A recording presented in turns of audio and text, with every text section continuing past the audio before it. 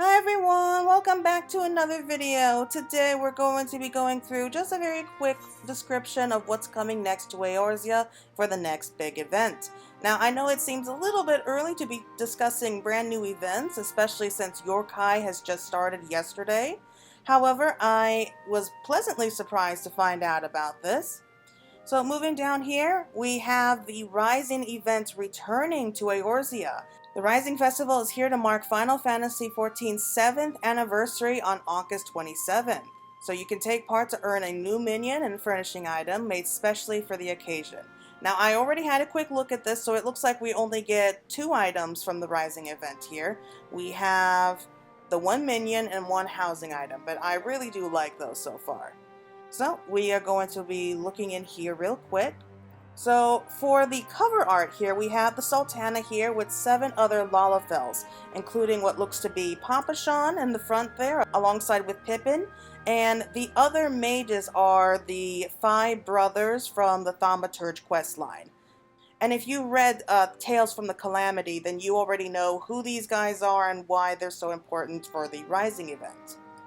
I'm not going to tell you, just in case you haven't read it yet and I don't want to spoil it for you, but this is basically a story about what the Sultana was doing when the calamity was first happening, like when all of her forces, including Ralbon, were marching off to Cartano to deal with the Garlean threats as Dalamud fell.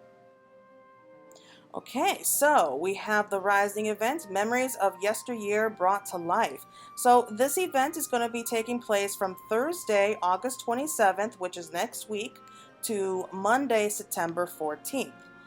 So it's another good, I would say, 3.5 weeks that we can continue to play with this.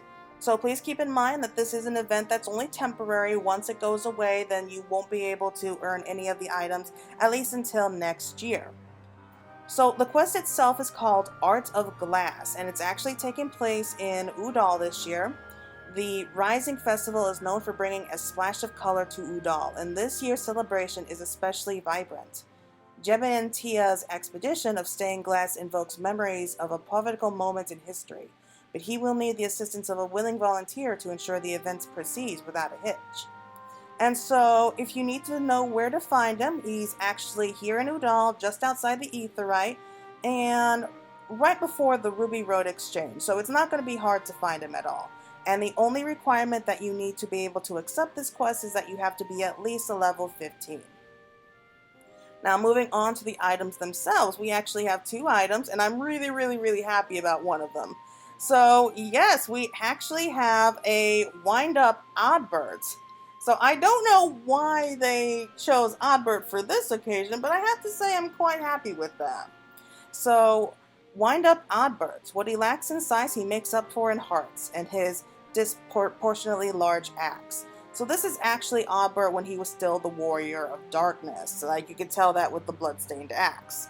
But still, I love it. I adore Oddbird. He's probably one of my most favorite characters, and I'm really happy to see that he's going to be following us around in like kind of miniature form, even though like his soul is always with us and all that. As for the second item, it is a painting, as you can actually see here. It's known as the Sultana 7, a faithful recreation of the stained glass artwork that adorned the main stage at Udal's Rising Festival. The historic moment when Nanamo Ulnamo and her 7 most trusted followers confronted a baying crowd and restored peace to the city is captured in all its glory. For aesthetic reasons, however, the artist was wisely chosen not to include the angry mob, which is probably a good thing.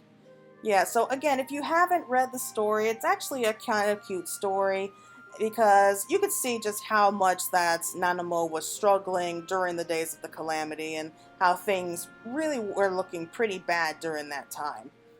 So this is really nice. My only complaint is that we don't hear about any of the other stories that were taking place during the calamity. So I would really like to know if we're going to be adding any of those in at a later date or something, whatever.